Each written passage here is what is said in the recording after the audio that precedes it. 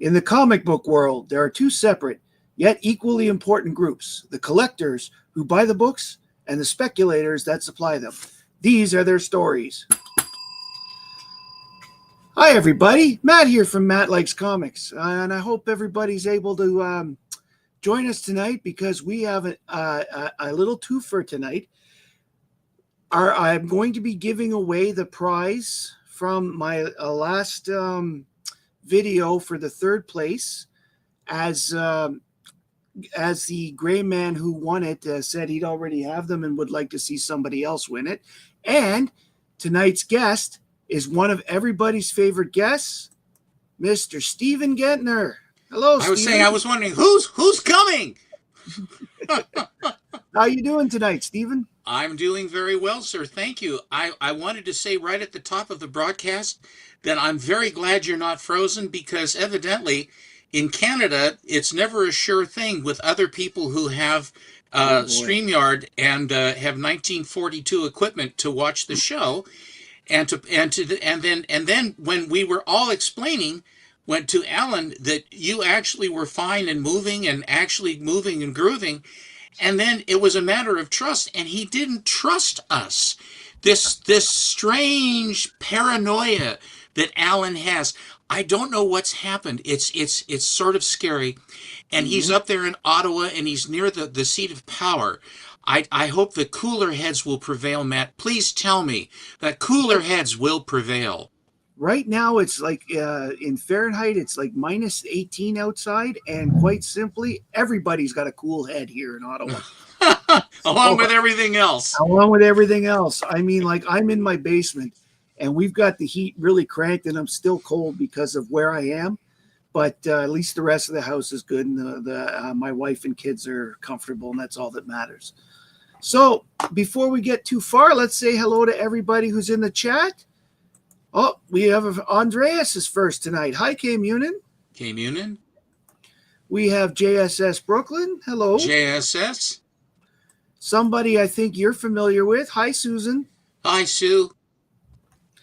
And we've got Mr. Belizard, and it is not frozen, as he says. That's good. We've got Big Lyle. Hi, Lyle. Big Lyle. Hey, I like that, because instead of misfits, now we're gentlemen. I do like that. That's much better. Oh, yes, that is true. Okay, we've got some new comments in the thing. So, we got Lau here. Hi, Lau. Hello, Lau.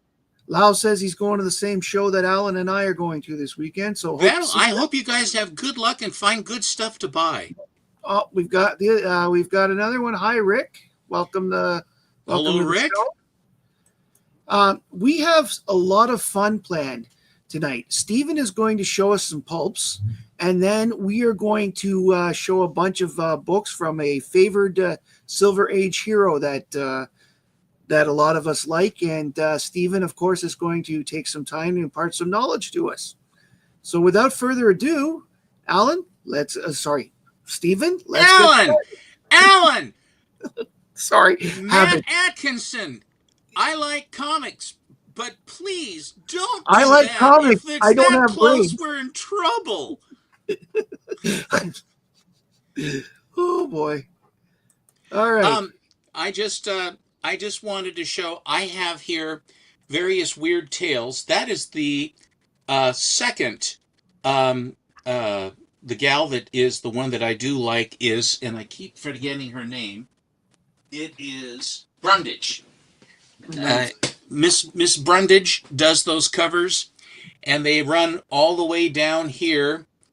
And this one here is the Amazing Fantasy 15, I think, of pulps. I think that is the most valuable pulp. I think there's some Tarzan pulps or something that some guys like that are big. I'm not a pulp expert, but I know that weird tales there with the kind of the Egyptian Etruscan gal, I think that is the one, the Celadon Green. So the Gotham and Glam. Hello. So absolutely. But I put together some pulps here a while ago.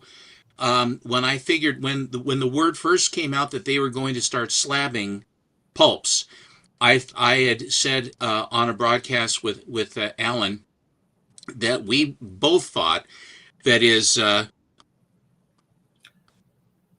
Step 100. That's the Conan, correct? The Conan. The Conan book. What was the first appearance of Conan? The first With the appearance of Weird Conan. Tales? Oh, I don't know which pulp it was that there was the first Conan story. I do know that Conan, Robert E. Howard. Yeah, no, Oh, but I think there were 24 Conan stories in all in the Weird Tales before Robert unfortunately took his life. decided it was time to go somewhere else.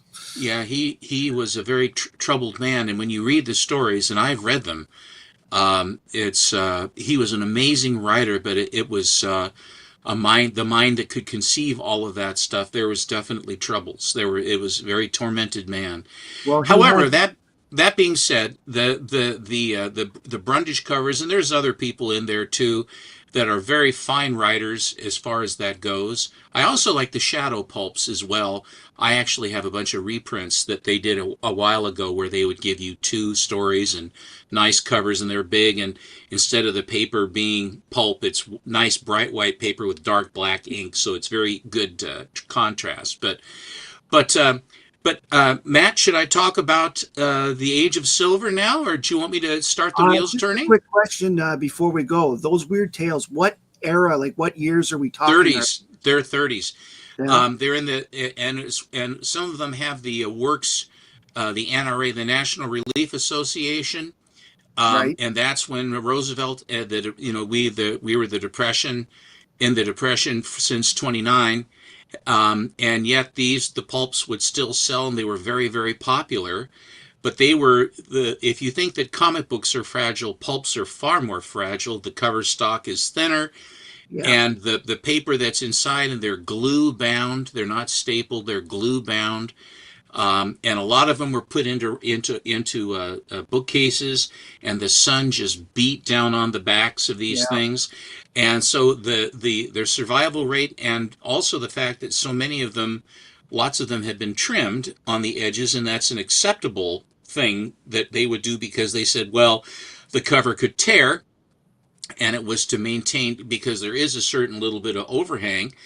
None of the ones I have been trimmed, but the thing is that is an acceptable thing that they will make note of, and I guess they do have a slight diminution of grade for it. But it isn't anything like with comics that if you've trimmed a book, why it's the purple label of death for you. Okay. Wonderful. I mean, it's good that they do have some sort of thought about that because uh, otherwise, a lot of these pulps wouldn't get better grades and the values would be less. So, what we're going to do before we get into the Silver Age, I'm just going to announce that anybody who wants to get the draw, because Mr. Gray decided to pass on this because he's already got it and said, I would like someone else to get it so that they can enjoy it like I did. So we're going to give this away tonight. I want everybody who would like a chance to win this prize tonight to go to the video from last week with Lady Fantastic and comment on that video. I believe there's a hashtag there that if you take a look on the video, you'll see what the hashtag was. But if not, I'm Mike, probably going to bring in everybody anyway. figure, I figure. hail So chat. yeah. So we're going to do that Sounds draw. almost Roman. Yes. We're going to do that draw about 7:45. While Stephen's talking, I will drop a link in the chat to the video that has the that I'm going to take from. Okay? So, Mr. Gentner, please regale us with wonderful tales of Mr. Allen. I will indeed. When I collect, as you know, both Matt and I are big fans of the Legion of Superheroes. And the Legion was my first love starting in 1960. And I was unaware of it when we moved into a new neighborhood. My parents moved. All the kids in the neighborhood were collecting the Legion of Superheroes, all of them. And I loved comics, but I hadn't really. I was at the time I was only 7, and so then but I picked it up quickly, and then when I was exposed to the Legion and everything else, I fell in love with the Legion. I really loved. There's so many characters. There's so many plots. All the relations between the different people, the different kinds of villains, and how they figured it out, and teams of different Legionnaires. Hi, Chanko. And so it was really wonderful. And then about 1963 or 4, no, that print is from Shane McCormick. He is a very, very good artist in Ireland. He operates with the name either Shane McCormack, Mac, M-A-C, C-O-R-M-A-C, M-M-A-C, or Harry Lime, Harrylime, and he does do commissions. And that was a commission that I asked him to do, and I asked him to. He takes on a Bruce Timm type, but he also makes it his own. But it's a very, very wonderful. I do like the Bruce Timm style. So in any event, about 1963, I was then exposed to the Flash. And I can't remember if it was in a Justice League book that I saw, or if it was just a straight Flash book that I saw. But I immediately fell in love with the character of Barry Allen as Flash. And so I then, and of course, when you're 7, 8, 9, your access to stuff, and in 1963 and 64 in Portland, Oregon, where I am, there weren't a lot of stores, at least of which I was aware. There was basically all you got was at the dime store, or at a fountain where they would have comics, and you would get them. But I also got comics from our hotel. We had our family business was hotels, and I would get a comic when we would, after church, we would go down to the hotel for breakfast at the King's Coffee House in the Imperial Hotel, which is the one my father ran, in conjunction with the one my grandfather had, which was the Mallory Motor Hotel. And they had a newsstand as well. But right at the restaurant, there was a newsstand, and they had paperbacks and things, especially because the guests, if they wanted to get something light reading for the guests up in the rooms, and my father made sure that he had lots of Mickey Spillane and Louis L'Amour paperbacks, and they couldn't be more than 3/4 of an inch across the back. And he said that if you had a big, thick one, that the people would never get through it, and then it would end up losing it or wouldn't be any good. But if you had a thin one, it'd be much easier to take with you or finish reading it when the guests would do that. But there were comic books and magazines as well.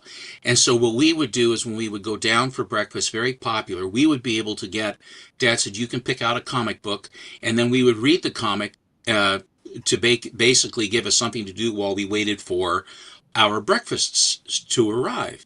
And of course, over the years, we went a bunch of times, and I got a bunch of books. And one of the very first ones I got was A World's Finest, I remember. But there were also, I got my first I got Spider-Man #1 and Journey into Mystery 83, both off of the newsstand down there at the Imperial. So early on.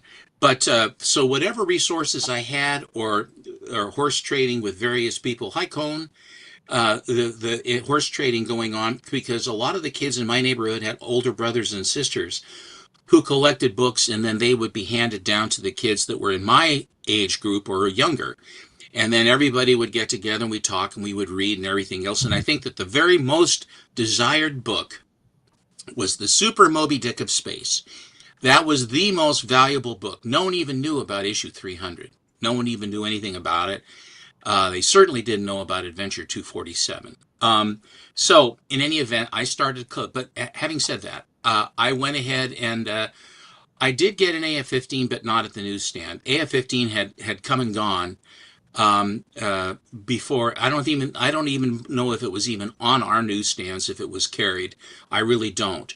But anyway, I fell in love with Flash, and I put together a run from Showcase 4 all the way up to issue 350 or 375, and all of that stuff went away in 19. Some of it went away in late 1964. My mother threw all my books away. It's the classic tale. And then I came unraveled, and Mom never threw anything away again. But all the books that I'd gotten from 1960 up to 65, all of them were sent to the dump. So I started rebuilding. I started rebuilding in 1965, and then I built runs of all the various Silver Age stuff. And in 1988, I traded the whole thing away, and started collecting Golden Age, and in particular Alex Schomburg. And World's Finest was the first one I did because of stories I've told 1,000 times. I won't bother you with them now. But when I started to rebuild, I was a completist when I did my first collection. My second collection, which is started in 1988, which is what I have now. When I started that, I wanted to build my collection, not all of the Silver Age titles, but my favorite Silver Age titles, and to get them in high grade as much as I could. And so with that in mind, it took me a long time I rebuilt my adventure run. Then I rebuilt Flash. I didn't do Green Lantern. I did Hawkman. I did the Atom. I did JLA, and then I Strange Tales, Tales to Astonish. And this is over years and years of where things, only if they were in very high grade, I was very persnickety about what I would put in. And so that's what I did. And so this Flash run, actually, for the big majority of these books, when I became an advisor to the Guide in 1995, in 1995, I met a guy named Richard Evans from Bedrock City Comics. Great guy. Richie Evans. And we hit it off, had a lot of fun back there, a bunch of fun guys back there. Dave Alexander was another. And I met Matt Nelson then too. Matt Nelson became an immortal at the same time as well. But with that, I told him that I loved Flash, and that I'd gotten rid of it, and he had gotten in at his store. A guy came in with a complete set, not absolutely complete, but damn near complete, of an original owner collection of Flash. And he said, "There are very nice books. Would you be interested?" And I said, "Yes, please." And so then over a period of time, then these chunks would come, and then bigger chunks, and then finally we got the whole thing. And so the ones I'm showing you today are books. No, I do not. I haven't. I don't regret having traded those, because the Silver Age market had gone. The pendulum had swung real high for Iron Man, and Thor, and Flash, and Green Lantern, and all those, and the Golden Age was sort of on the back foot. And I wanted to get into. I was then exposed to Alex Schomburg, and I wanted to put together World's Finest, because then the guy had a complete, 1 through 25. I mean, all World's Best up through 25. And he said, and that was the very first Golden Age I bought. But he said, and I believed him, I said, if you want to replace the silver stuff, you can. If you want to replace the Golden Age, it's much harder. And there's a lot right now out, and the market favors the Silver Age. So I traded for a very, very favorable trade credit for all of my books. I believe.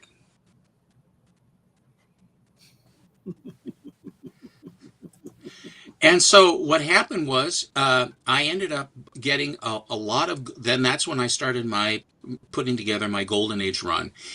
And then I was really hitting my earning years and what have you. And so I don't really have that many vices, surprisingly.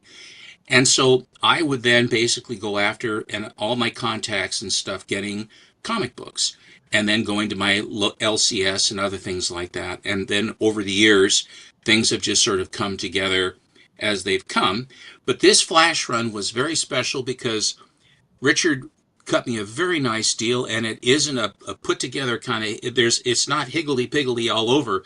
It was one guy did a damn nice job of putting them together. So now, but and that started with number 105. But I bought this, I had Showcase 4 and 8. I like 4, but it's expensive, like an AF-15 kind of expensive, or Hulk 1 Yeah. expensive, and or Journey to Mystery 83 expensive, or Tales to Suspense 39 expensive. And I did not, it's more expensive than those. It's up near, in the top 3. Hulk 1, AF-15, and Showcase 4 are the Has big it 3. has it reached 6 figures yet? I don't know. Great. Of all the books, the Showcase 4, you remember now, I was mostly DC to begin with, because in 1960, Marvel was basically swirling the drain with the Marvel Monsters and their Marvel Good Girls. Whereas Showcase 4 came out, and then DC was kicking it because all these superheroes were coming back. And after all the problems they had with the code coming in, and superheroes being bad, and the animus towards them and stuff, there's a whole thing, and I won't go all the way into it. But I had friends of mine whose parents or mothers would not allow comic books in their house. So I mean, it was that. I had that problem with certain types of comic books. Not that I bought many of those, if that, but if my mother didn't like a certain, like for example, if I brought a war book home with a swastika on it, it would disappear. That kind of thing. I understand. I understand very much. My parents were not that way. My mother was not. Neither my mother nor my father were that way. And as a matter of fact, understanding history was very big in our family. And being able to understand what happened, and to appreciate it, and to understand history was very important, because as a little kid, when I grew up, World War II was not that long ago. Matter of fact, Korea had just ended when I was born. So friends of my parents, and their relations and all of that stuff, the vast majority of the World War II affected all of those people. And so the Second World War was very prevalent when I grew up. And then the Red Scare, and duck and cover, and under the desks, and scared of a nuclear attack and stuff like that. So those were and then the space race, all these things but comic books were the central continuing stream of consciousness for me was about comic books. And I loved them from the moment I was sentient. I learned to read by reading comic books. Mm-hmm. And I was voracious that I wanted to understand the stories besides the pictures. I wanted to know what was going on. So anyway, I don't care for, back to Flash, I didn't want to spend the money on number 4. Yeah, see, now you know too much about me, Bleecker. Um, so, okay. All of the stuff that about Showcase 4, I decided not to get it, and I don't like the green. I love green covers, but Showcase 8 was not much. So because I think it's out of proportion. So I start 13 and 14. I think 8 is the worst of the 4 covers. Personally. There's no doubt. I would love to have a Showcase 4. I had one, but I just couldn't. Anyway, so I start with 13. And so this one I got from Metropolis years ago. And it's just a wonderful, wonderful cover. And it's a good example of Infantino's line art to show speed. It's great. I love it. And here is issue number 14. Probably the best of the Showcase covers. Arguably. Mm-hmm. It really has this is an unbelievably tough book with this purple cover. Yeah. It's there. Some colors are very, very difficult indeed. So then we shift. This was the first book of the run that I got from Richard. Knives. Hello, Knives. Here is Flash number 105. Yes. The Mirror Master has one of my favorite names of an alter ego in Scudder Smith. What was it there? Scudder Scudder is his first name. I just don't remember the last name now. But it was the fact that anybody's known as Scudder is just awesome.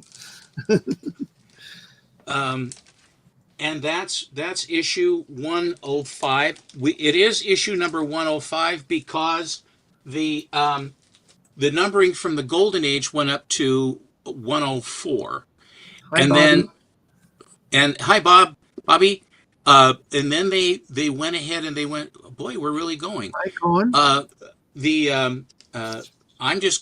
I will allow you to acknowledge the chat, because if I stop all the time, we'll be here 5 hours. No. I sit here nice and quiet. So here is issue number 106. Again, the Pied Piper. Like this time period where they're introducing all the rogues is awesome. Yeah, it's they had a lot of really good villains to go with. Here is issue number 107. This also is always checked and cracked and creased and everything else. Thanks, Big Nasty. Here is issue number 108. Another one of the infamous purple covers. You know, I think that once the gorilla cover phenomenon was done, they decided purple covers was going to be their thing, because they really are a lot of those. Chris has a question. The way I did these back in the day, and I've sloth and indifference has kept me from changing it, but these books I have inside a My Light without the backing board, and then I have the backing board behind. In other words, at this time I was concerned about acid-free backing boards touching my books. It was insane. But these are all just sitting in Mylar with an acid-free backing board inside a 3 mil. So I got about a 1.5 mil on the inside and a 3 mil on the outside. And Silver Age. Sorry, I'm just going to answer this question. The Pied Piper is now a hero, not like or more of an anti-hero than he's basically retired, but once in a while he comes out to help Wally West. Here is issue number 109. And you will notice the coloring error right down at the middle where his gloves are yellow and they're supposed to be red. Yes, and they're supposed to be red. Yes. And I've seen when they reprint these things in the omnibuses or the anthologies, a lot of times they correct that. But that's not the way it was. This is how it was to begin with. I don't like when they correct in anthologies because, or reprints, because it's really nice. It's so much nicer to see how they made errors in the first place. Like, for example, the Legion, the Adventure 247, they've got the kid with a purple face that in all reprints later they made green and then said it was Brainiac 5. Oh, is that so? Yes, which is why I said Supergirl has joined the Legion before Superboy, because he's in the original Superboy story, but he joined with Supergirl. So that's why. Fair enough. Here is issue number 110. And this is special because this is, well, Mylar is expensive, but it's one and done. And that's what's so nice about it. It's one and it's done. And it's just a good, this is what the Smithsonian Institution uses for these things, for documents and what have you, because you only have to do it once and it keeps. So the story writing on all of this is done. It started out to a certain degree there was Gardner Fox's influence, but the guy that I really enjoyed's name was John Broome. Yeah. And John Broome established, designed the characters, what their personalities were and how they were, how Barry Allen was, and how Iris West was, and the moods and the mannerisms of the villains. And a lot of times it was basically, I want to get the goods, I want to rob people, I want to get money, I want to have power, but I want to be able to outfox the Flash. And then it's a test of wits. It isn't just muscles on muscles, berserker rage with a lot of saliva and a bunch of teeth screaming at each other like some comics now are.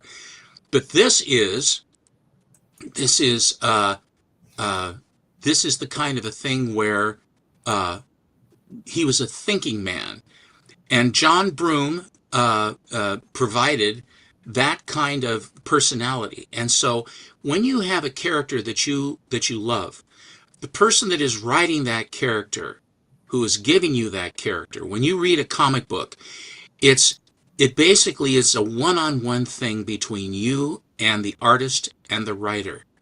There's no one else involved. It's just a special relationship between you and them. And then you get to know the character. You get to know what he will do, how he will react, what he's thinking, the pressures he's under, and things like that.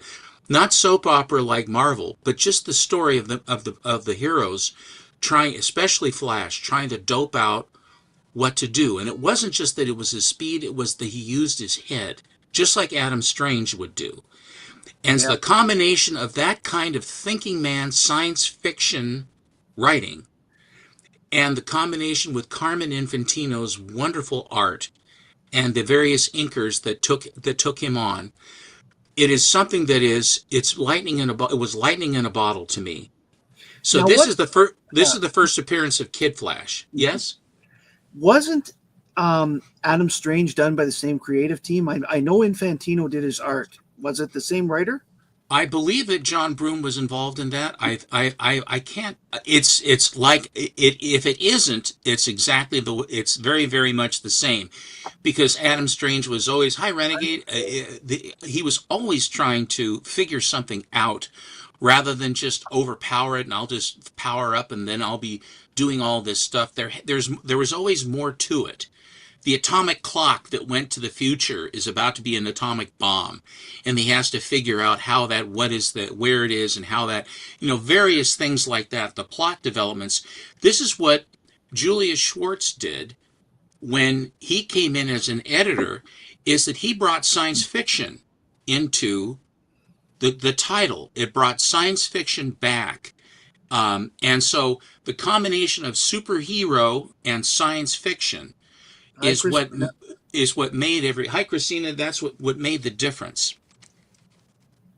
Marvels were a lot more about personality and problems, and Aunt May needs medicine, and I'm not going to pass the test, and Dr. Don Blake can't tell Jane Foster he loves her. I mean, all of that jazz. After a while, it's enough to give you a pain and unpleasant portions of your anatomy. So here is Flash number 111. Another great cover. Again, with the speed lines, they're just, that is one of the reasons why I like the Flash. It's just the speed lines itself gives you that feeling that he's really doing this.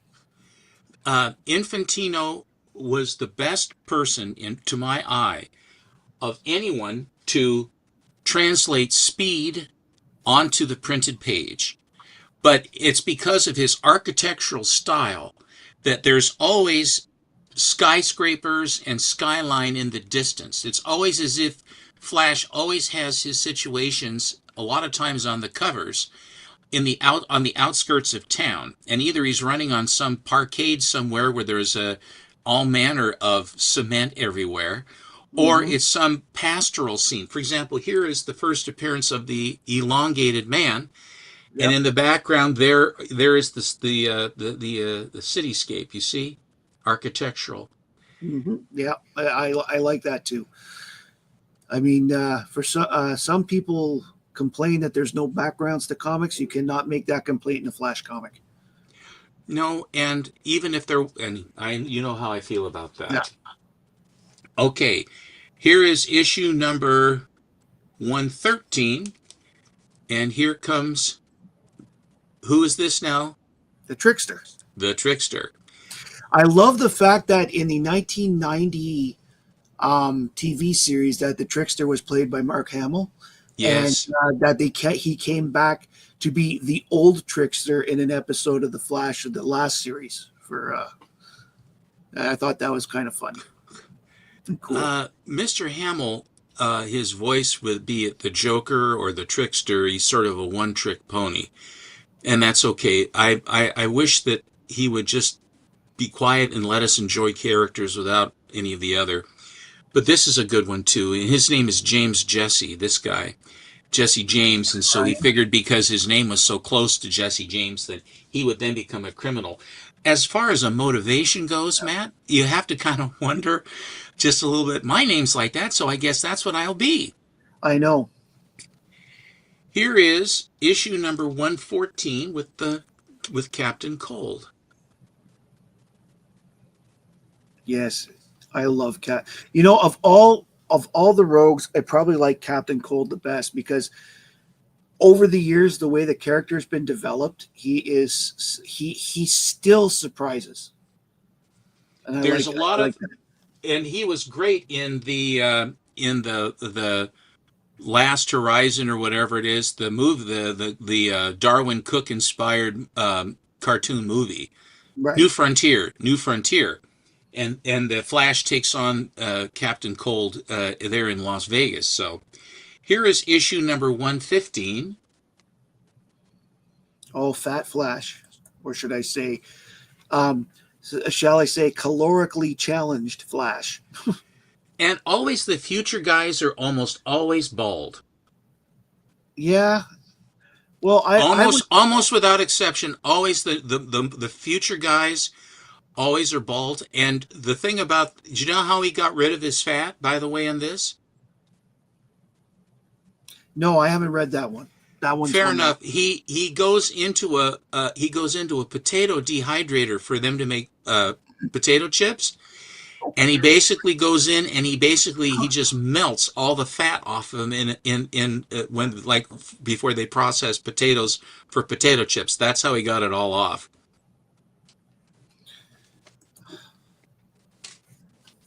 So Cohen's asking, who's your favorite superhero? I have a cadre of favorites. I don't have the Flash was probably the Flash or Batman are the two. It's different because I do tend to go by age, I tend to go by genre, and I also will go by companies. And I have collected enough stuff over the years that if I go into, do I prefer Captain America, the Human Torch, or the Submariner? And the answer is yes. I like all three of them. And it's sort of like there are attributes and there are things about each character in each age that'll make a difference. For example, the artist that is drawing the character makes a huge difference. If Alex Schomburg is drawing the Fighting Yank, he's great. If Mort Meskin is drawing it, it looks like he's got a bedpan on his head. Just like hi Joe. He started off by pointing out. We started off the show by pointing out the weird tales. So if you want to see those, check the replay. Oh, they're just those were the ones that I got just before they started to slab, and I like Margaret Brundage's covers very much, and those are the ones I have a few more. But I wanted to get a taste of pulps before they were all slabbed and all the prices went crazy. And Weird Tales is a really, really great pulp with great, Robert E. Howard and a lot of other really good writers. Actually, Edmund Hamilton is one of the writers of Weird Tales and was right along. And he was the writer of, guess what, Matt? The Legion of Superheroes. He's the one that developed He's the one that developed the personalities of all the Legionnaires. That's right, and he also created Supergirl. He co-created Supergirl. Yes. So the connection is just it's very, very close. How these men that were in that line of fantasy and entertainment for young adults and old and kids that then saw it, and they didn't candy coat stuff back then. If kids got their hands on it, they'd read it. And they didn't talk down to them. They didn't cater. They basically said, here it is. And the kids ain't stupid. Kids ain't stupid. They love this stuff. They said, this is great. See Dick, see Jane, see Conan. I like Conan. Conan is pretty cool. Just going to take a moment, people. We're going to do the draw in about 10 minutes. I've just put the link in the chat again. If you want to give a shot at winning the Man of Steel complete series from 1986. Get your names in. So Okay. lots of us spin the wheel. And so we can spin the wheel in about 10 minutes. Back to our regularly scheduled program. Ladies and gentlemen, girls and boys of all ages. Okay, here we go. This is a particularly lovely cover. This is issue number 117, Captain Boomerang. Another one with an awesome name, Digger. Digger Harkness, correct? Harkness, yes. Harkness, you're right. Now, you'll notice, look at the color palette that is used here. With this is the orangey pink to yellow to more orangey pink. It's and the contrast for the blue, and then of course the beautiful green trade dress that kind of goes from green down to like a deep green down to a lime green. Isn't that a beautiful cover? That is gorgeous. Again, my kudos also go out to the colorists for all these covers as well, because they did a damn fine job. Well, I'm in favor of Irish Snap myself. Yeah, well, yes, but that's lettering. So here is issue number 118. This is a very unusual book. You will notice up at the top, special a new story, and it looks like someone took one of those whiteout strips, you know, that you have, yep. where you run it over when you made an error in your checkbook or something, and they put a new, and then they put Kid Flash story. And so at the original, they had, I believe it was an elongated man story they were going to do, and they decided to put Kid Flash in. But this cover in my first collection, here's something I noticed. When I put together my first run of Flash, I found out which were the hardest books, like sort of like Ernie Gerber did with the photo journal, which books you couldn't find. But it was like there was no rhyme or reason why a given book, there wouldn't be anything in particular. For example, this one, there isn't anything in particular about it. I mean, it's an interesting cover, but there's nothing that is earth-shattering about it that it would make it so much difficult. But I had the hell of a time finding the copy of this, and the only copy I could find, I think, was from Crystal Talisman or whatever it was up in Canada. What's the name of the guy that you got a picture of that? The name of that guy that's on the on your side cabinet there, Matt? Oh, Doug Sulipa? Yeah, Sulipa. Just outside of Winnipeg. Yeah, I think that I got it from him, and it was just, and his grading back in the day was lousy, and so he said it's in good condition, and it wasn't. It was barely even. It was so completely whiffed out and checked, but it was the only copy I could find.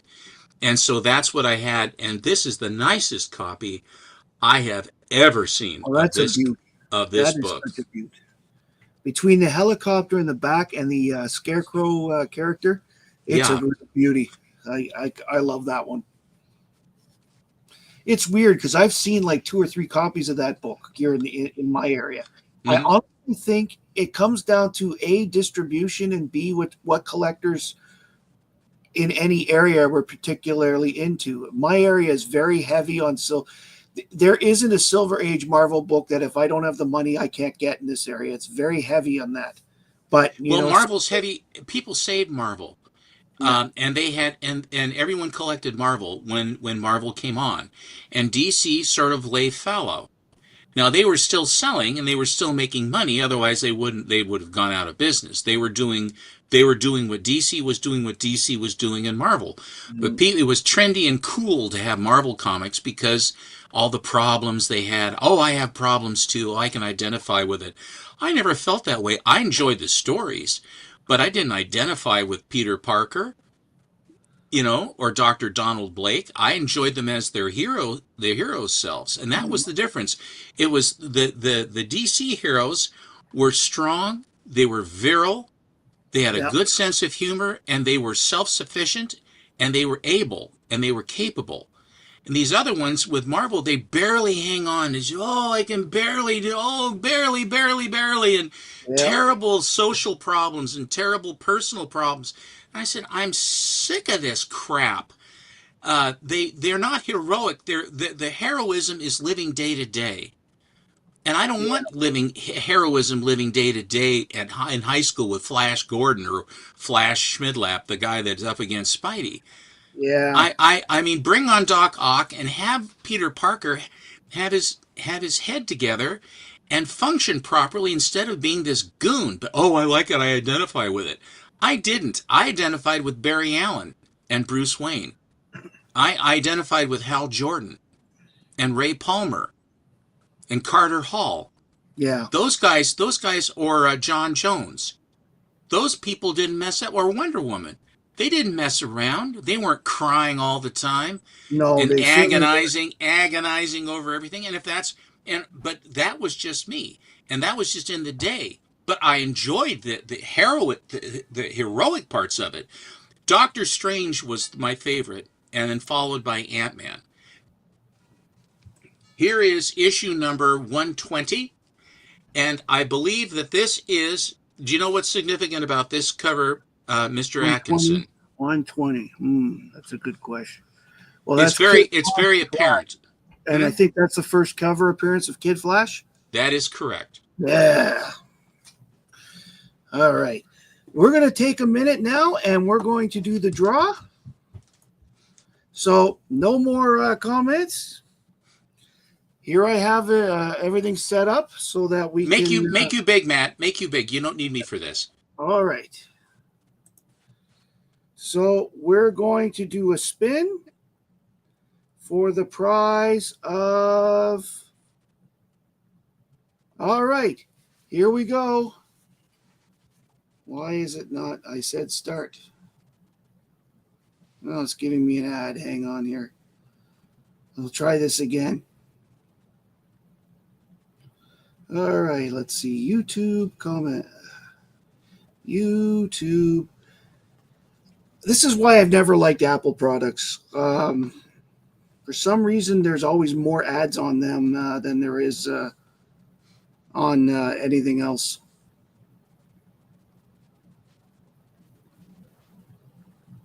I pay the service that has no ads. It's the best money I ever spent. I don't see a single ad on YouTube watching any shows, and it's the best money I ever spent. Yep. All right. Here we go. And the winner of the Steve Driscoll. Stevie D. Stevie D, you are the winner of the Man of Steel set. Congratulations. Well done. I don't think he's in the chat at the moment, but I know he will be watching soon, and I do have his contact again. So I do have his contact already. So congratulations, Steve Driscoll. All right. Thank you very much. We're going to go back to our regular programming. All right. Here is issue number. Now, I have a couple slabs that I have that I don't have them here. So I have a few gaps. The big grenade, the big spinning fiery grenade one, which is 122. But here is issue number 121. Another trickster one. That is great. Now, I have a question for you. Now that we've seen a good chunk of the Rogues Gallery, which issues were the first ones of the Top and the Weather Wizard? Because I had to correct somebody the other day. The Weather Wizard was 110. 110. Okay, so that was way cool. Weather Wizard is the one where the Flash is waving his arm to get the water to go back, and that's the first Kid Flash. Yeah, no, because that's the I had an argument with somebody where they were saying, no, his first appearance was in Detective Comics as a Batman villain. I was like, no. You know, if you read the story, even if you read the detective story, it says my usual nemesis, the Flash, in it. Well, isn't the Flash cover on the cover coming into the Batman cover? I'm not sure. Up in the upper left? In the upper left, isn't possible? I don't remember. The Weather Wizard stepping out of the Flash book coming into the detective? Yes, you're right. Yes. So I don't know why they're getting, but anyway, they may have read the Weather Wizard in a collection. So that's okay. I mean, you know, we're here to help and just don't want to get a bum steer on it. This is issue number 123. This is one of my absolute favorite, if This not is my very favorite, probably Flash this is probably cover, my favorite too. and it's my favorite not only because of the art, but it's because of the story. It's because of the import of the study of the story. It's because the ability to have the Golden Age heroes re-emerge from the mists of the past. Now, people are talking about this as the first multiverse, and it's thus and so, and up and down, and all around. And that's true, that it turned into the multiverse. But when Right. I was a kid, when this came out, I'm here to tell you, everybody wanted this book. Everybody. It took me a long time to get this, um, I would because, imagine so because it's expensive as anything right now. well, it always was. Everybody No, wanted actually, this. I remember a time not that long ago, probably about 10, 12 years ago, where it was still available under $1,000. Well, when I was a little kid, because I think this came out, if you correct me, I believe it's 1960 that this came out. Yes. And I wasn't chasing this until about 1963 or four. And so, because I didn't even know about it, because, when you're 7, you don't know what the hell you're doing. And unless there's somebody in the neighborhood who has all the books, then to show you, and no one had this book. And then all of a sudden we found out about it. I mean, and there's the panic set in, and everybody's trying to find it, and you talk to your friends at school and things like that. It was really something. But trickster pants. But what this did, is it established Earth 1, which is us here now, and Earth 2. And Alan pointed out, rightly so, that Gardner Fox, they sort of broke the third wall, Yeah. because they talked about how he dreamed about the Golden Age, and that's what caused it. Of course, Gardner Fox was in the Golden Age, so it wasn't like he dreamt about it; he lived Well, it. yeah, he wrote the original Justice Society. He was the last writer on Flash before Flash Comics was done. He Yeah. also wrote Hawkman for a bit, and he had done some of the backup features in For everything, for the books man, like More Fun. he's everywhere. The guy is a Renaissance man. He was a law school graduate and who never practiced law because he liked comic books and writing more. Do you know that he teamed up with Ogden Whitney to make Skyman in Columbia Comics? I mean, there's Gardner Fox was really, and I believe that he did the only cover with the only book that Frank Frazetta did, which was Thunder #1, is Gardner Fox did the story. Yeah. So Gardner Fox is huge. Yeah, he also did the first Atom stories. He did the first 18, I believe, of the Atom series with the showcases, and then Atom 1 to 15. I think he was the writer. Well, when we do the Atoms, I have all those too, so Yeah. I'll be happy to do that, because Oh, he's I a love favorite that. of mine. And I think that the Atom that has Gil Kane artwork that can translate motion, and then his inking is abysmal, Gil Kane's. Yeah. But he Murphy had Anderson, something, inking Gil Kane, it's lightning in a bottle. Again, Exactly. the art is absolutely beautiful. I love the Atom for that reason. Yeah.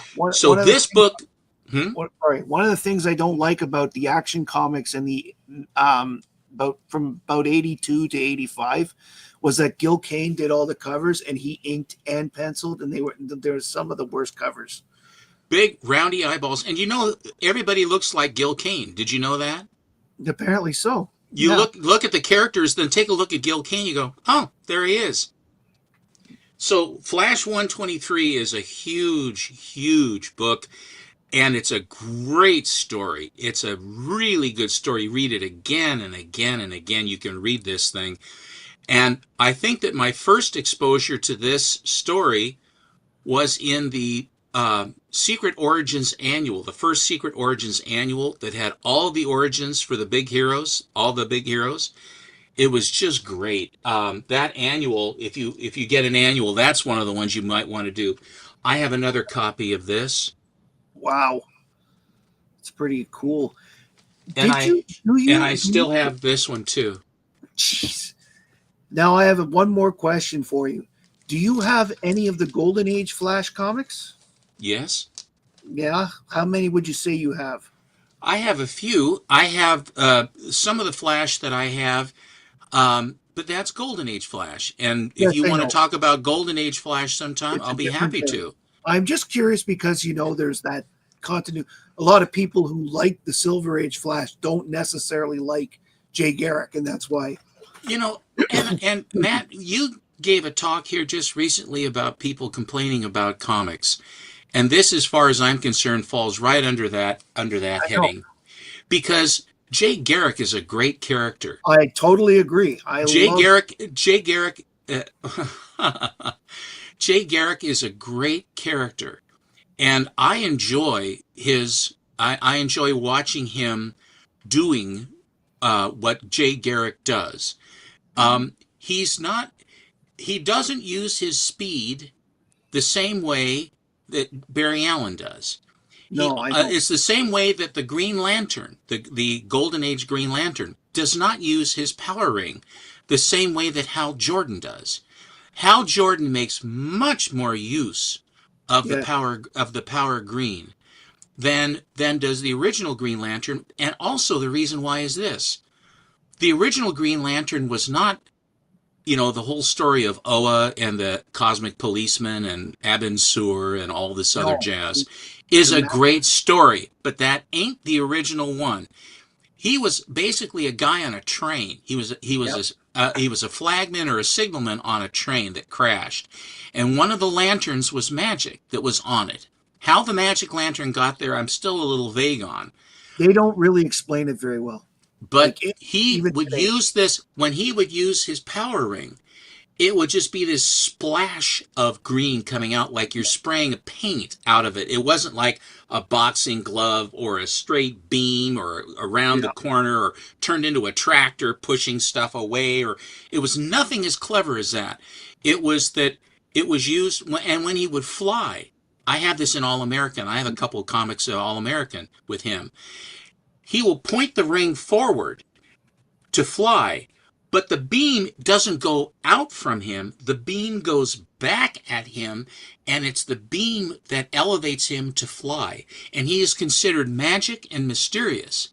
Well, So that's he was a because man. So Green Lantern was a powered, magical man of yeah, mystery.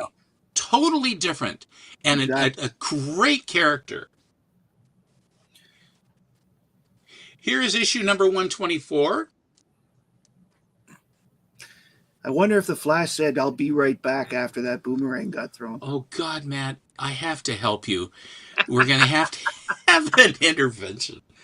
This is the cover. This is the first Silver Age Flash book that I got. And I saw it, and I had to have it. I have Green Llama, too. This book absolutely was a wow to me. And it's issue number 125. And this is a great cover to me. It is gorgeous. It is. Now you'll notice that he makes use of architectural shapes. You have a trapezoid, sort of like the credits for Star Wars going up. Yes. And Race Flash and Kid Flash. And Kid Flash goes into the past, and Barry Allen goes into the future, both of them having to find they're these sort of bald-headed vulture guys that are taking over. It's a great story. It's a really good story. But look at the concept of this cover and look at the colors on this.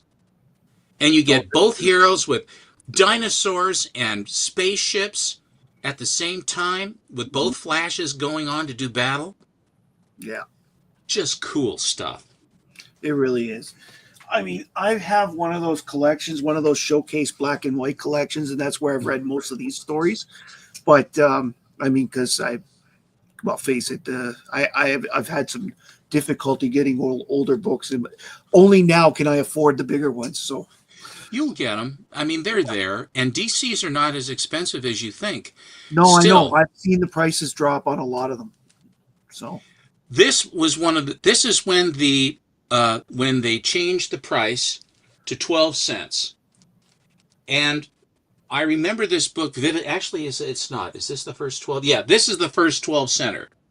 So One, that should be January 62, no, right? February. This February. is Okay. dated February 61. Yeah, but yes, but why I say that because Flash was one of those 8 times a month, and they may have skipped January, so or 8 times a year. Sorry, so they may have skipped And January. on the inside cover of this is a full page letter explaining why they went to 12 cents. Mhm. They apologize having to do it, and they said if you subscribe, you'll still get all the books for 10 cents. If you pay up for a year of the title, you could get all the books for 10 cents. So, and they did that for 3 or 4 years after the 12-cent change. Marvel didn't do that. But this one is again a great story, a great Mirror Master story. They come up with stuff for the hero. The hero is not exactly not Yeah, ready to do battle, but the villains always have a good plan, and they I make would a plan. say I would say that until Abracadabra came along and Professor Zoom, that Mirror Master was probably his toughest villain. Oh, I don't think there's any doubt about that. Yeah, The Trickster and Captain Cold and Captain Boomerang were troublesome, but the Mirror Master put them into different dimensions and all manner of exactly, and problems. that made as I said, until Abracadabra came along and had his 64th century magic slash science, he didn't really face that much. Oh well, Grodd too, I guess. But Now, the first three, the issue 106, 7, and 8 is the first three-part story I've ever seen in a comic book, and it's all about Gorilla Grodd. 106, 7, and 8. mhm, The Pied Piper, the backup story is Grodd. The Pied Piper's nothing compared to Grodd. no, Grodd is The pretty powerful too. and basically they had a thinking man gorilla who had delusions of grandeur and Yeah, was power mad to control Gorilla City, and it's the hidden city. You know, the Black Panther Wakanda is hidden. Well, yeah. Gorilla City was hidden in 1959. So uh, Well, I mean, the thing about Grodd is that ego was the way that they were able to defeat him a lot of the times. So, here is the actual ticket. This was the price for this book.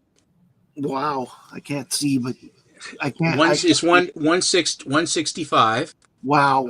and this was in 1997 or 1998. Oh, I can only imagine. That's his first cover appearance, if I remember correctly, and that would be And a this reason why. and this cover, you never find it nice. I mean, my first collection, my copy of this was really terrible. Yes, and they did sue. It was all about gorillas, and it got to the point. Yeah, shade is really powerful. It got to the point where the editors said they would sneak gorillas and stuff into pictures.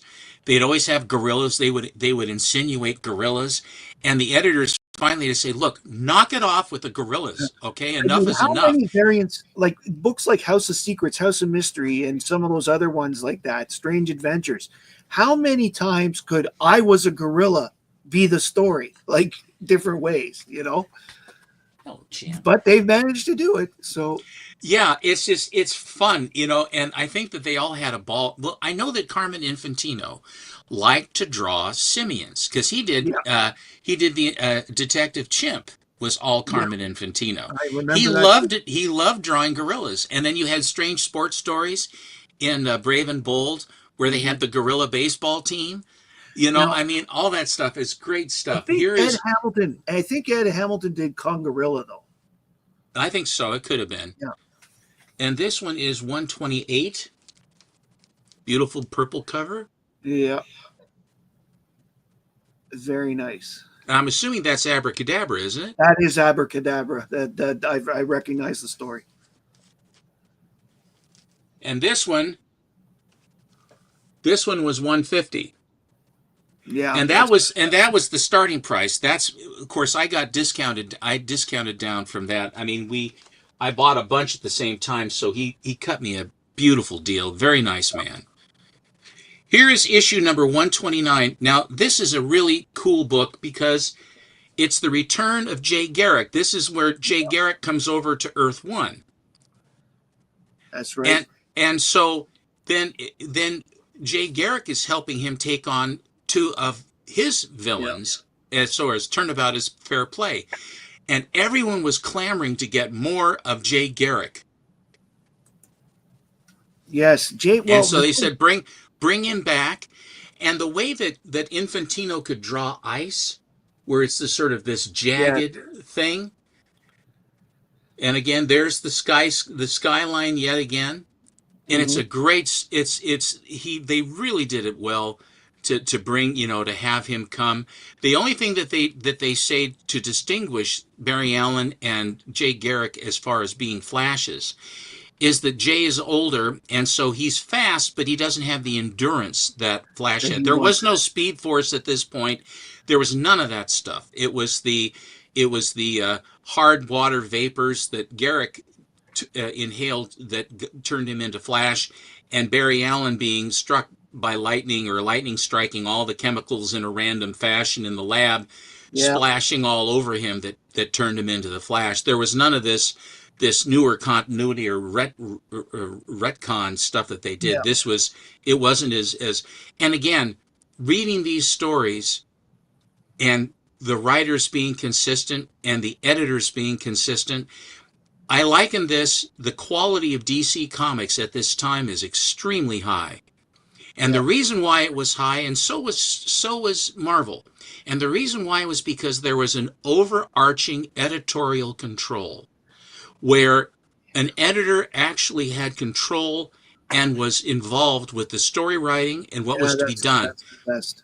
And then when the characters became the property of the artist, and the artist wrote the stories, the artists can't write stories and writers can't draw stories. I It's the know. combination of the two, and when you can't if you have no editorial control, what you get is rambling, dissembling crap. And that's what you have. This one is like the movie system, the movie houses.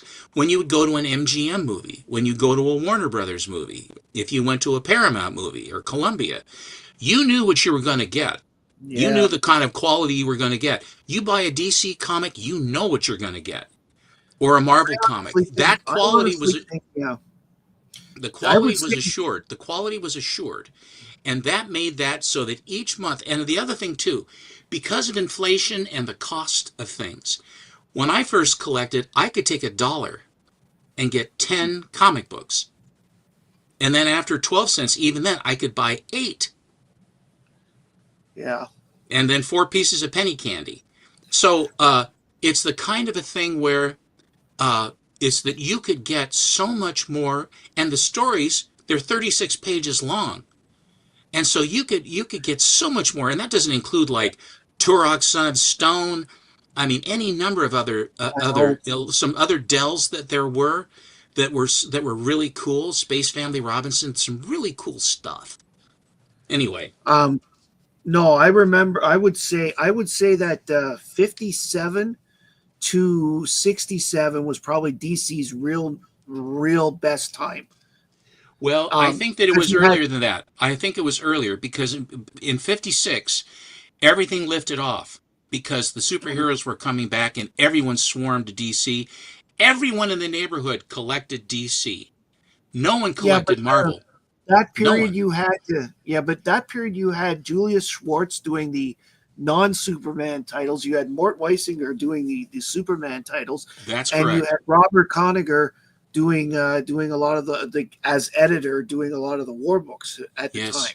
Yes, So that's I mean, true. like you had these guys, they were focused, and then they got a little older. They changed artists and writers by letting everybody go in the mid to late 60s. That was kind of just because of pension problems. That was kind of, well, it might have been smart financially, but it was dumb from a creative point of view.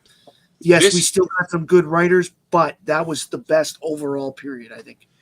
Well, I agree with you. They did change going into 68, 69, and into 70. And then they changed, and then Neil Adams came in. And then the I think that, characters came in, their take on it. Because when Julie took over, then Bat-Hound and Bat-Mite and Batgirl Yeah, and Batwoman all went away. And then the new symbol, the yellow wrap around the that's black right. symbol, the bat.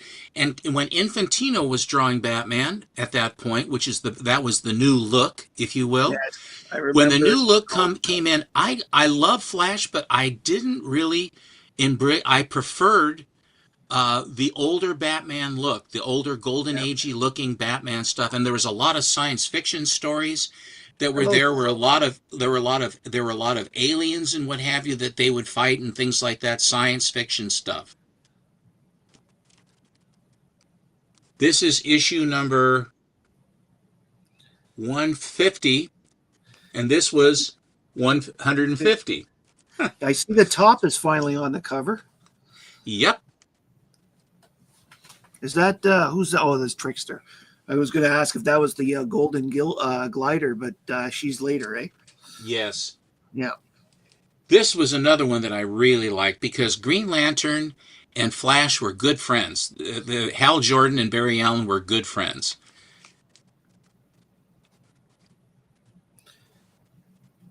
yeah, that's a good one. This is July 29th for a September date. Hal Jordan was always a bit of a show off, but they really turned him into that type of character in the 90s and later. It was Yes, kind they of, did. They didn't know what they didn't know. The writing was shoddy, and they came yeah, up with something just like they make Green Arrow and everybody a drunk, and they have to go out and find themselves and all that crap. I have to go find myself. Well, get two hands and a flashlight and find your ass and quit complaining, you know.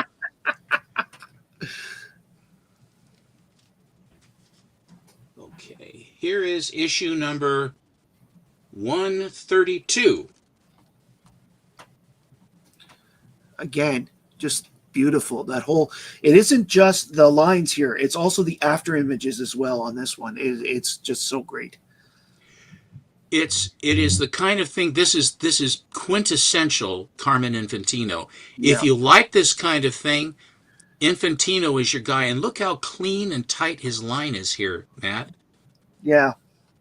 They never should have replaced him with Jeanette Kahn. He should have been like at least at the very least an editor emeritus. But this one scared me as a kid. My dad had this one, and it took me a little while to get over it to start reading Flash because this puppet one in particular scared the living crap out of me when I was 5 years old. Absolutely. It's a great story. And you can see November the 8th was when this December book came out. Yeah. This one was somewhat hard for me to find. So, of course, then what happens is this. Evan St. Ward, hi, how are you? Wants to know what number that is again? This is issue number 133. And the way, do you remember how he breaks the effect of being turned into a puppet? No, I don't remember the story. He I think vibrates I've blocked it out. he vibrates his molecules Okay. because one of the powers of the Flash that they don't well, it's creepy looking. And if you're a little kid, look at that. K Munin, I was 5. I don't need to have an irrational anything at 5. It just freaked me out by the look. He basically is going to be blown up. And it was the same sort of thing that happened with the Mirror Master when he's turned into a mirror. The Yeah. thing is that the Flash then was able to control his molecules. Hi, JX. And so, JX. But the thing is that he would be able to vibrate his molecules and go through walls. Now, this is another one of his powers, that he could do this. He also, Bobby, I didn't get that issue. I have issues, but that's a different story.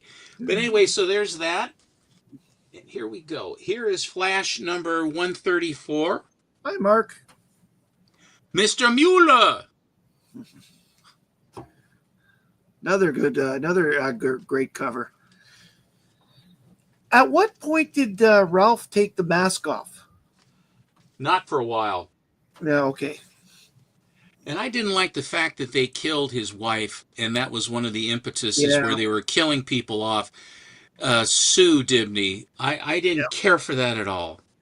No, that was I have not bought that book on purpose. This book was when Kid Flash. This is issue number 135, and this is when Kid Flash got his new costume. Yes, which made him look much better. I mean, the mini Instead of, Flash look was interesting, but he looks so much better in his own person. well, the color scheme is so good.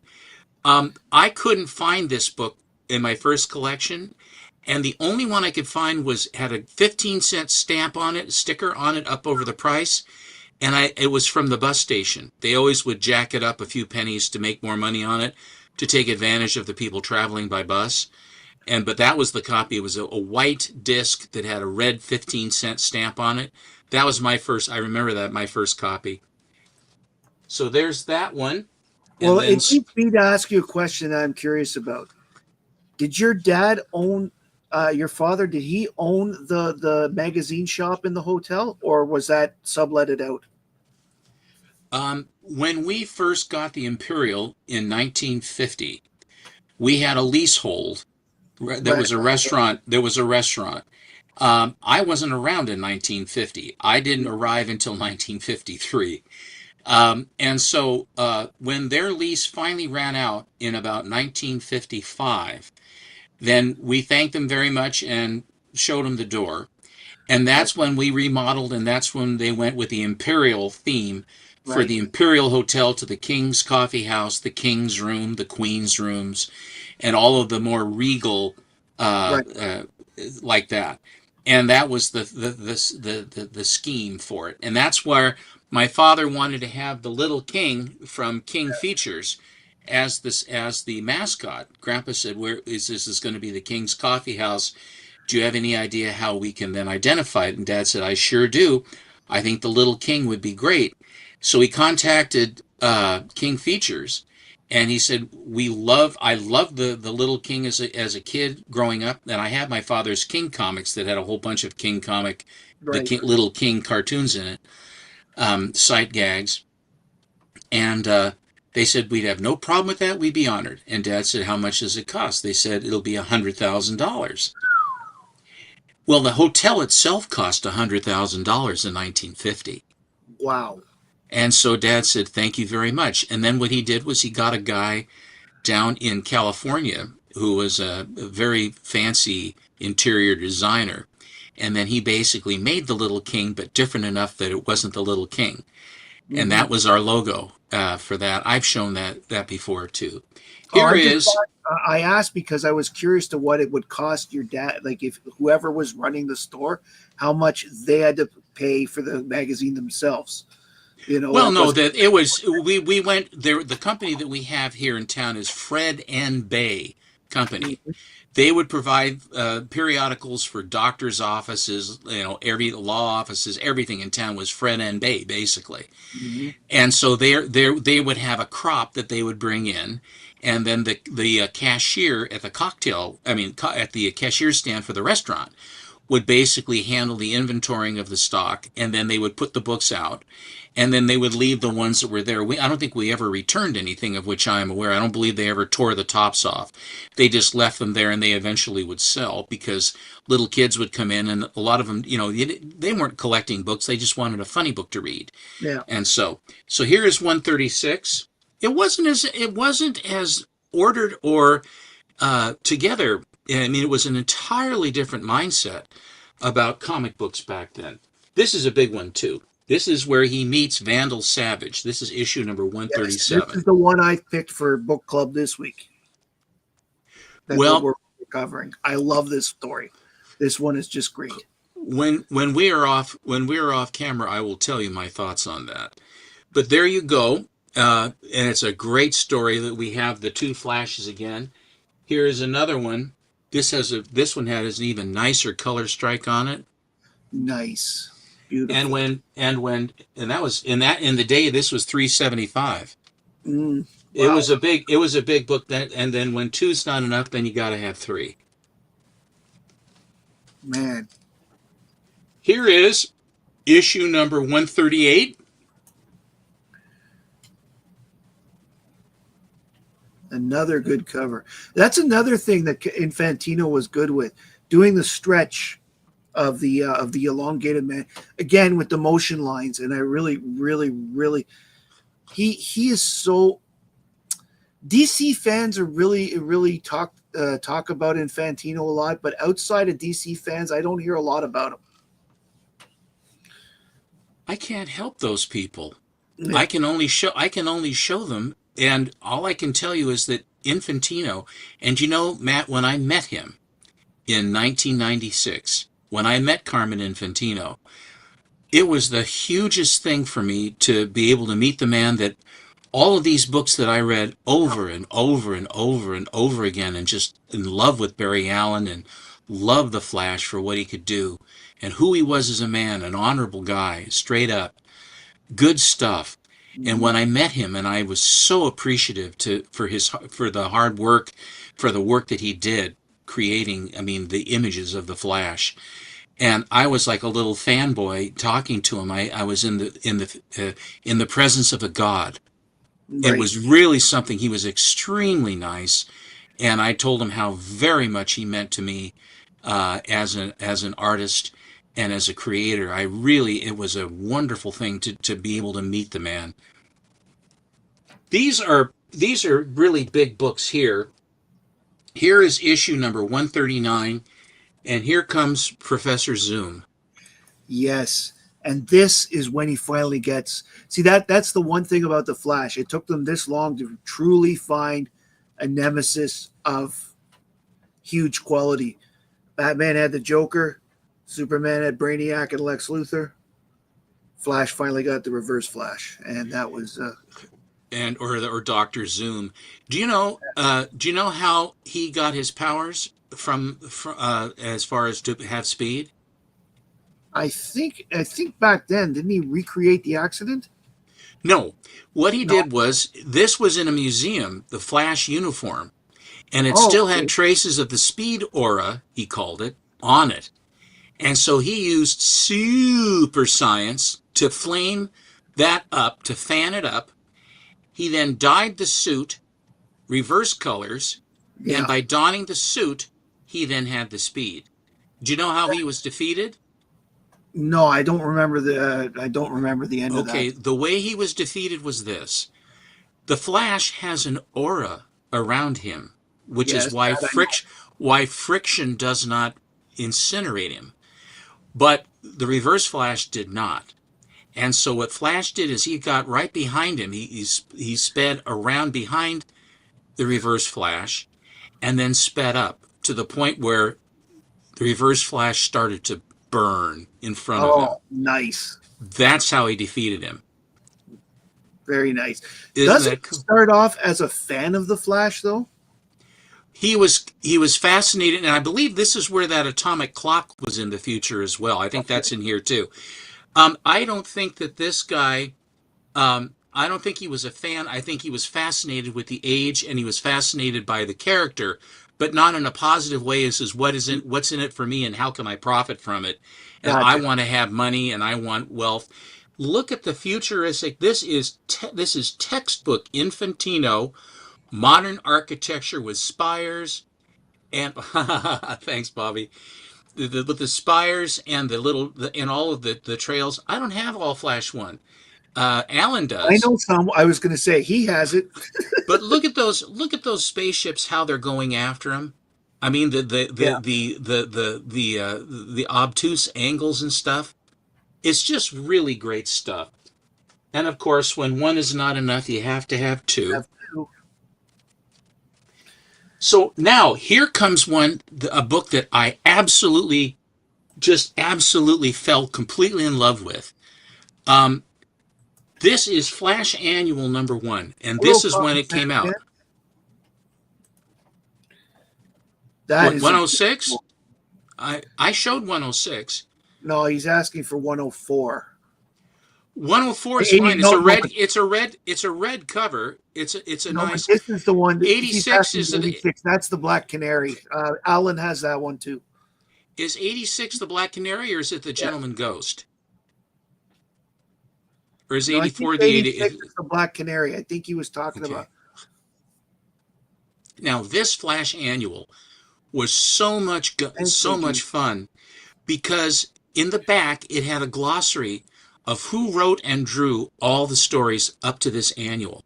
Awesome. Now that is cool because And, this is when they started making sure everybody got credit.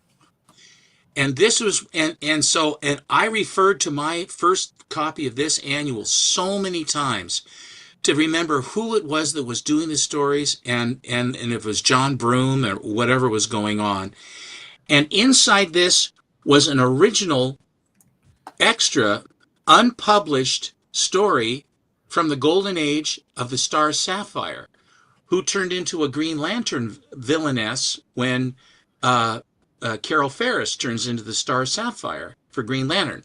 So they reused her, but you have a golden age Flash story inside this, and it What's is the year on it? so different. What?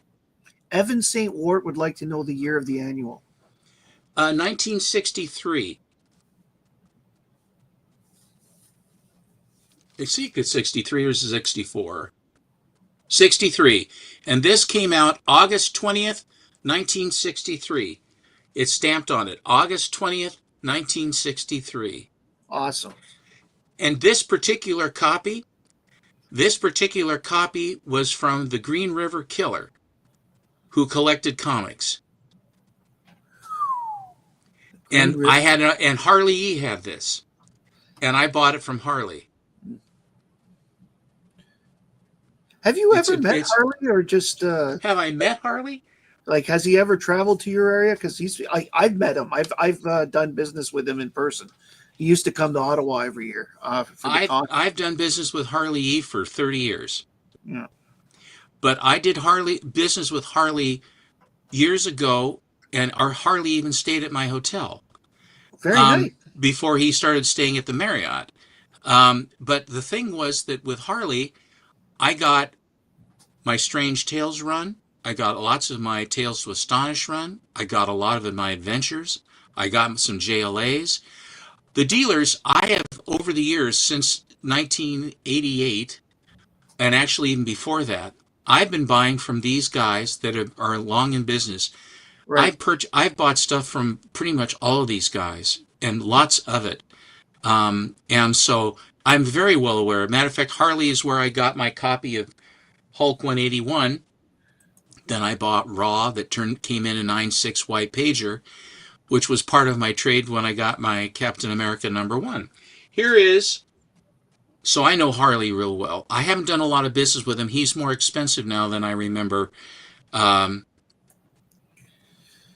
first annual, I think, was Superman Annual #1 was the first one. 1960 or 61, you know. Yeah, that was the first annual. Here is issue number 140, a beautiful green cover. Oh, that's a nice one. I think that's Heatwave's first cover appearance. I think it is too.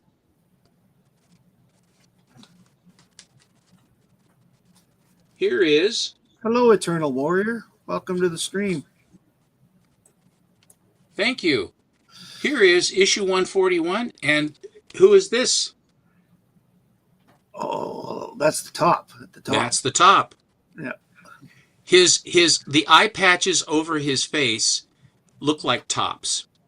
Did you ever have a top when you were a kid? Yes, I did.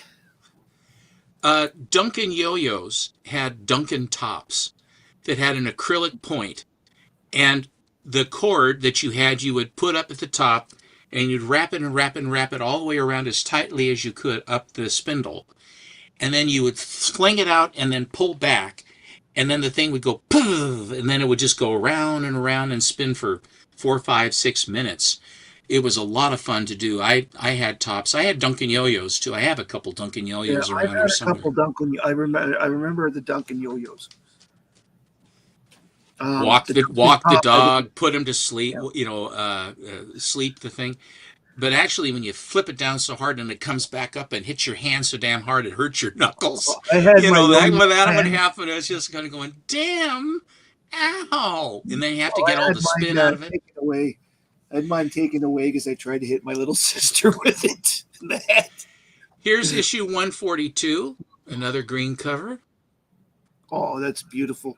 Trickster covers were always so colorful, but partly because of the costume, but just they always had a nice. Like I said, the colorist then just was really good. And this one was $100 in the day to start. Makes sense. It's in beautiful shape.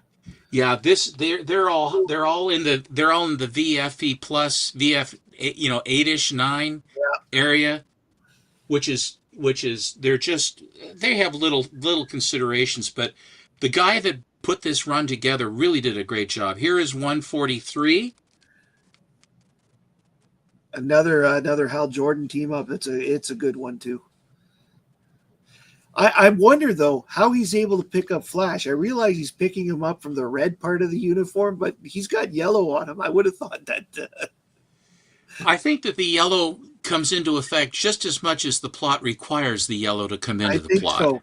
Like every JLA book. Oh no, he's yellow.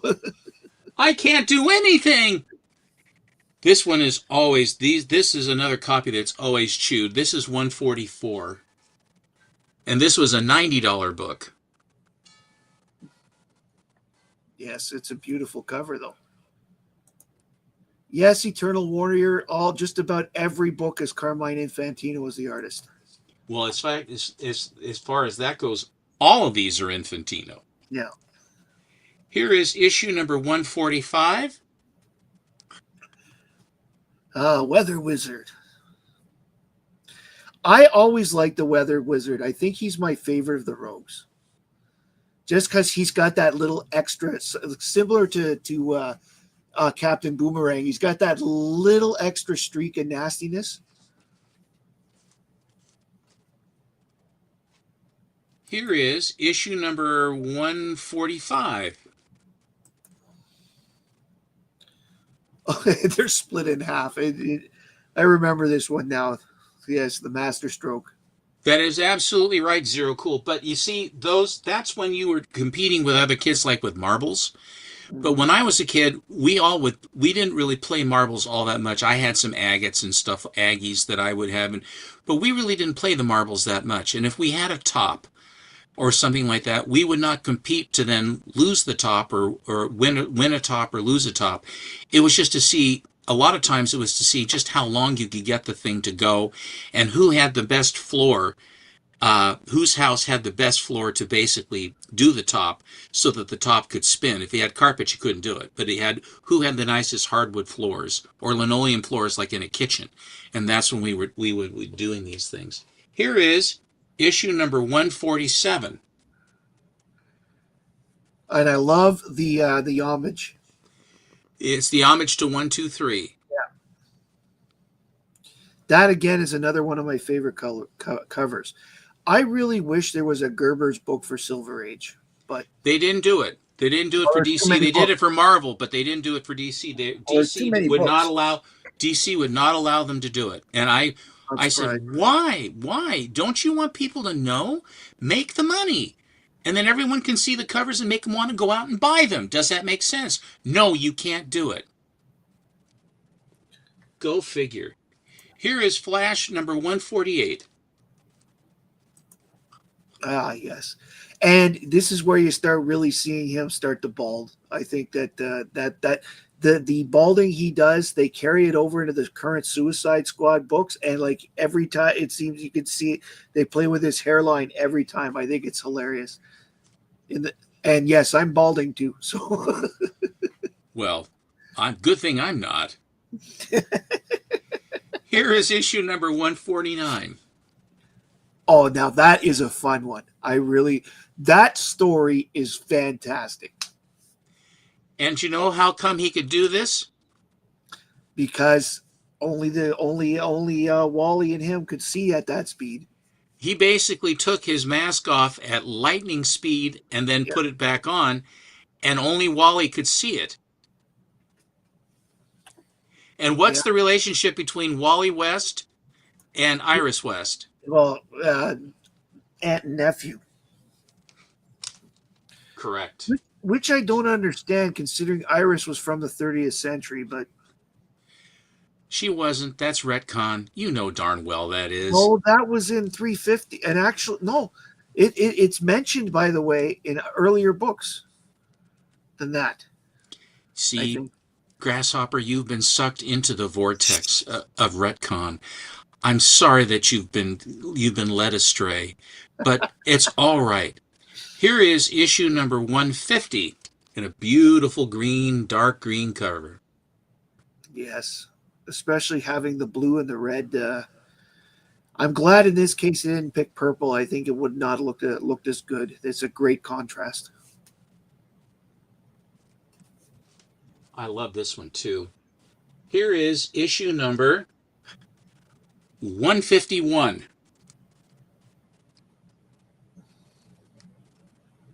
And that's the shade again. Very nice. Yeah.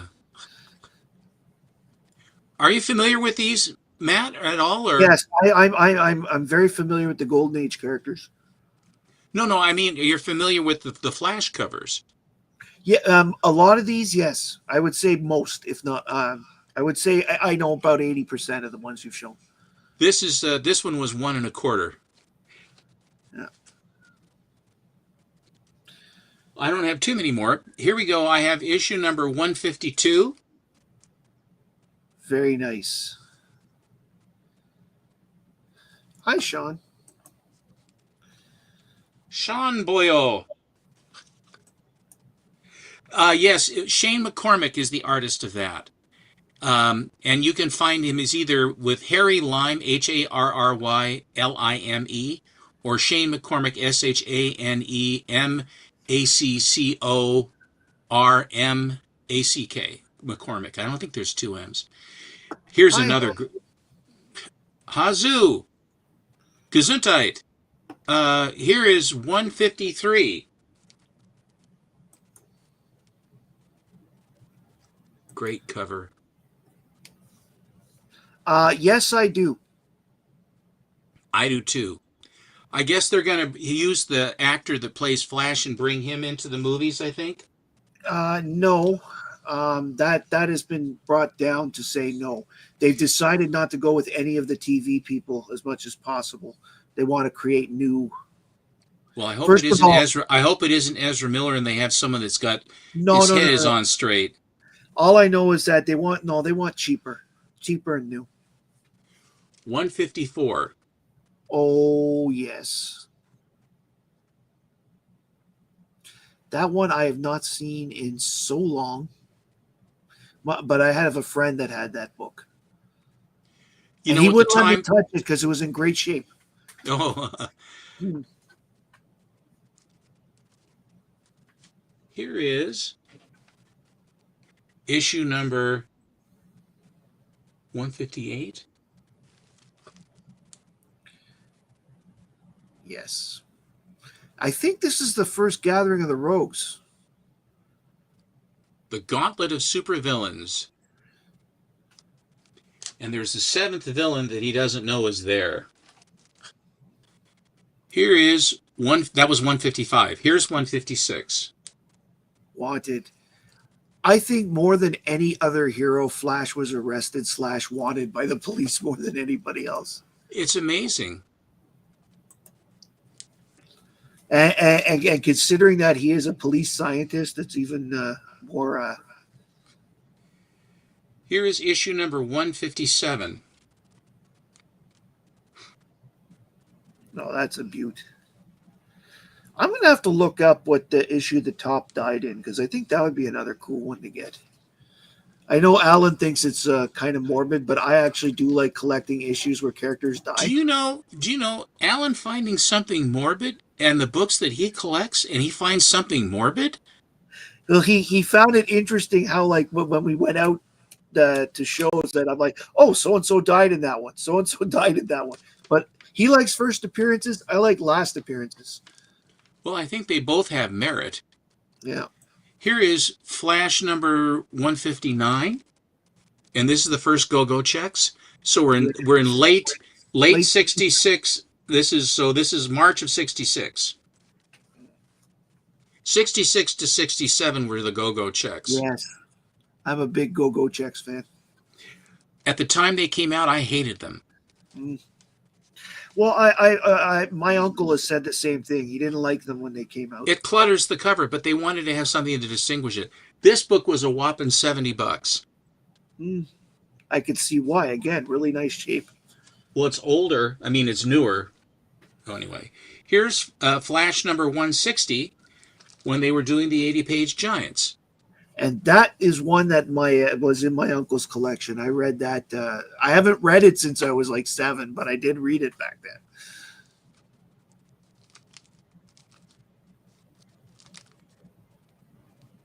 Oh, wow. If the writing is on there still, that really is in great shape. But remember, I bought these, Yeah. so many years ago. Was it 90, say 96, 90, say 97? So that's like 28 years ago. I love this one too. I read it a bunch of times, and it reprints some interesting stories. And then it gives you an original Flash story against the Fiddler with his Fiddlemobile. Yes. And then they introduce you to Johnny Quick. Yeah, that was Johnny Quick's first appearance since the 50s, I believe. Hi, Nate. Glad to see you. Hey, Nate, how are you? Well, you can watch it. You can watch. It's all gonna be in the can, so you can watch my can later on. Okay, here we go. We got 161.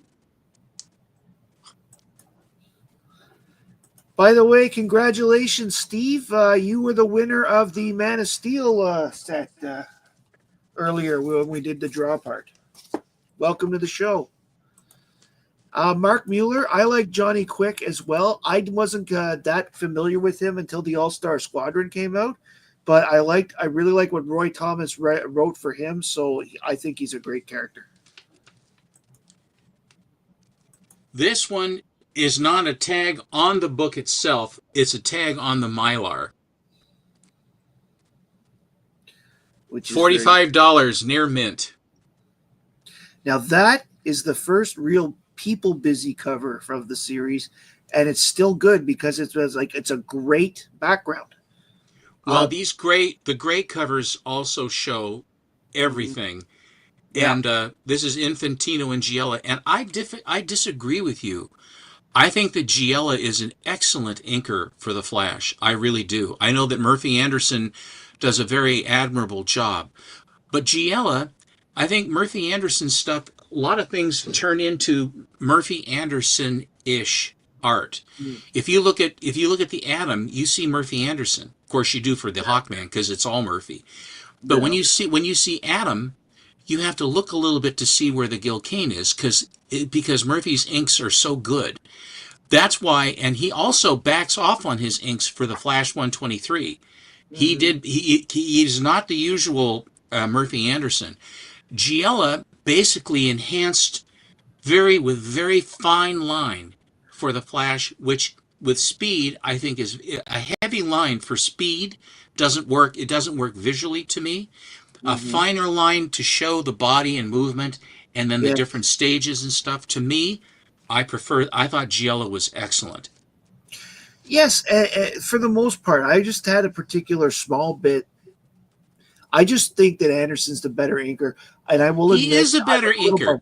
I am a little biased because Anderson was also the best inker for Kurt Swan, and he made him still look like Kurt Swan. That's right. No, I agree. No argument from me whatsoever. I love Murphy Anderson. I love his work. Here is November. Number 165. So presumably November of '66. The wedding issue. That's another one that I would say that's in my top 15, 20. Not quite top 10 for what I want, because I want her, the one where she died because it wasn't just because she died in that issue. It's the fact that, Professor Zoom is just so mean in that one. He is incredibly. They really write him bad. Here is issue 166. Very nice. This was This was $60. 4 to go. Here is issue number 167. Again, like, look at this. This cover is absolutely amazing. You can't, like, if there's one thing I will say about the Flash book, they probably have the best covers of the Silver Age. Like, the detail on the shading is just, they really capture a newspaper. You will notice it says Friday, December 9th, 1966. Oh, yeah. Matt's not frozen either. You see the December 13th is when this came out, which is only 4 days after the date on the newspaper. Right. Isn't that interesting? And this is February, for a February 67 book. It's pretty cool. $30 near mint on that.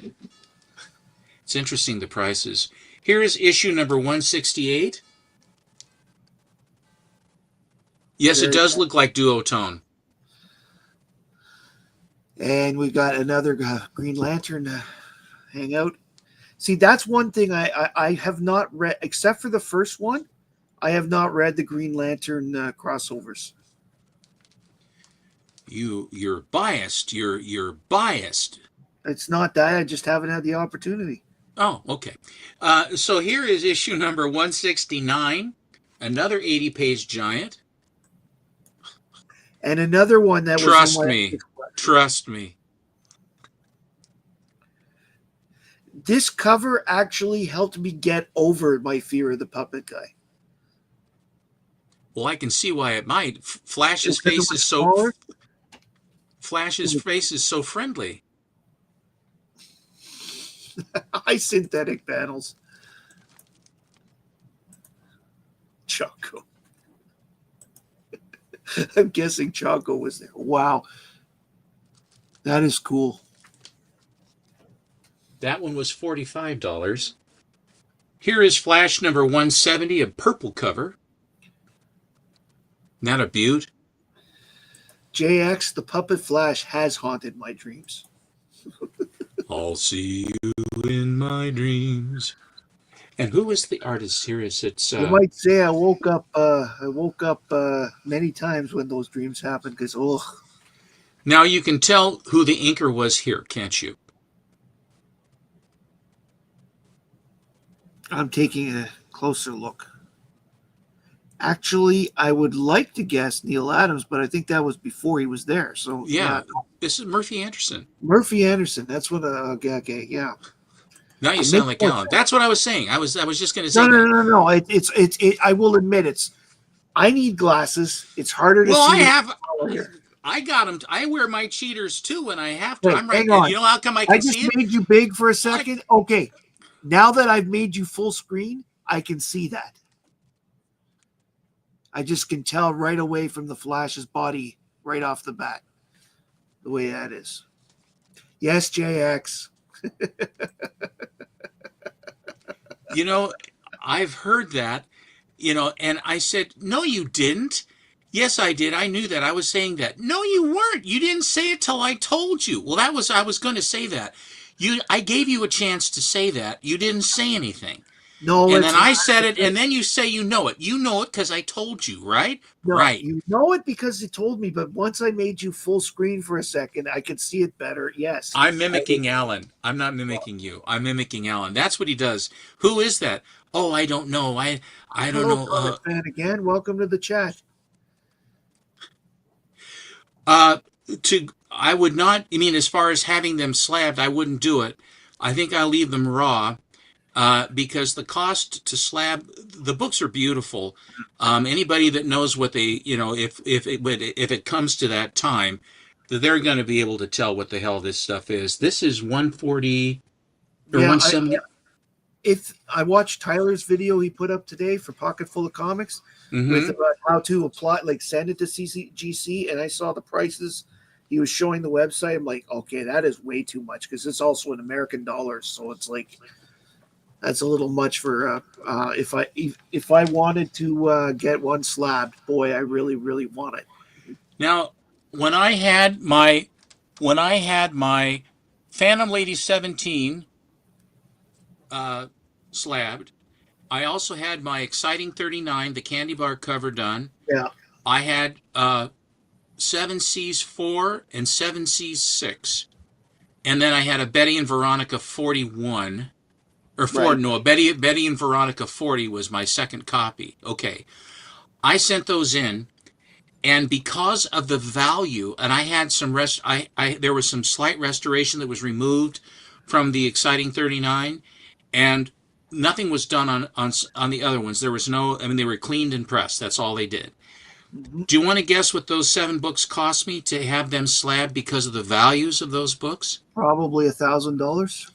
$6,764.15. Now, if you want to know why I'm not going to slab, I would rather hold on to that money and be able to buy a few more books before I shuffle this mortal coil. But I don't want to give the CGC every dime I own to turn my collection into slabs. Yeah.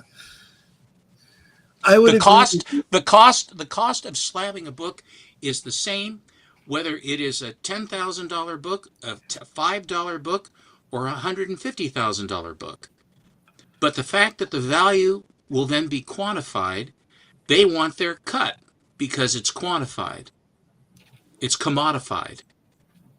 Now, the value of my book, those books now, because now they are in slabs, then they are liquid and they are commodified, and they probably Tommy, will get more money. Welcome to the show, Tommy. Here is 150 whatever, 170 something. And I believe we're in 1967 now. Yeah, I would think so if you're jumping that many. This is also a Murphy Anderson inking. This is a great one and really hard to find in nice shape. I want to pull it out of the Mylar.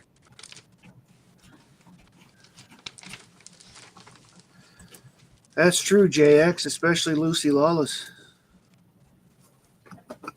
What about Lucy Lawless? She just slabbed something? Oh, no. It's there was a Simpsons episode where the comic book guy was an evil villain and he was trying to slab his favorite stars like Lucy Lawless in Mylar. Do you know that Lucy Lawless does not sign a lot? This is issue 172. Lucy Lawless does not sign a lot of stuff, and I have a Lucy Lawless signed Xena comic that she signed, and also is a this one was near mint, and this was $28. Huh, that's funny. All right, there's that. This is a great one too for a later book. This is the last one I have. This is issue number. I went till right after the go-go check stopped, and here's the one it stopped on. This is issue number 173 from September of 1967. Another great one. See, I have a lot of books with the ad for that book in it. That's another one that I'm going to have to get because it's just, again, a great cover. And the story is pretty okay, too. It's a good story. Yeah. No, I like the fact that Jay Garrick is the last. Yeah. Jay Garrick has to solve the problem. Are you familiar with the plot? It's been a long time since I read it. I'm not going to tell you this one. I'm not going to spoil that. Yeah. And when one is not enough. And finally, there were none. And it's such an intrigue. Like, this is one where the cover would get me. Okay. No backgrounds. But doesn't matter. No. I don't care what you say. I have my feelings. And that's the flashes that I'm showing. I go a little bit. I go higher. I go up into clear up to 200 and something or another. But I wanted just to show you the right up through the go-go checks. and that's the lion's share of my Flash run right there. I am so glad you came out with those books tonight. The Flash is probably my outside of the big three, probably my favorite. I mean, Legion being aside. I mean, it's just so well done. It is example of the best that DC could be, and it is really too bad that that the current Flash. I'm still buying it because I like the Flash, but that was the one. The Flash comic is what inspired my "Should I Stop Buying Comics" video from a couple months ago, because at that time the book has gotten better since, but at that time it was pretty terrible. Well, you guys that complain about comics all the time, Matt, I don't know about that. Uh, it must be nice to not be frozen, because I heard tell about the situation. But the interesting thing was the moderator of that program would not believe the people that we could tell him that you were all right. He actually wanted you to be frozen. And that's what it was. He wanted you frozen, forever frozen in his program, trapped in the program, frozen for eternity. Yeah. I'll tell you, you can't, Canadians are sneaky guys. Well, we got to be something, right? We have to be something. Someone's got to do it, damn it. Yeah.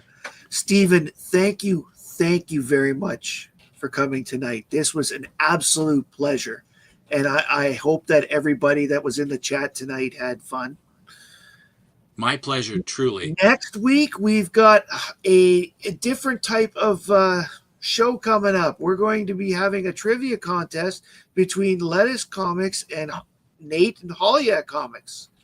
So, Bobby, Matt, they wear the Flash wears the Chiefs colors. Not quite. The red is a little different, but I think it's more the Buffalo Bill red myself. Yes, that's what I think too. I appreciate everybody that came out tonight to watch, and thank you all for your comments. Congratulations again, Steve, for your win. If you enjoyed the video, please like and subscribe and tell your friends. We'd love to have them. Good night, everybody.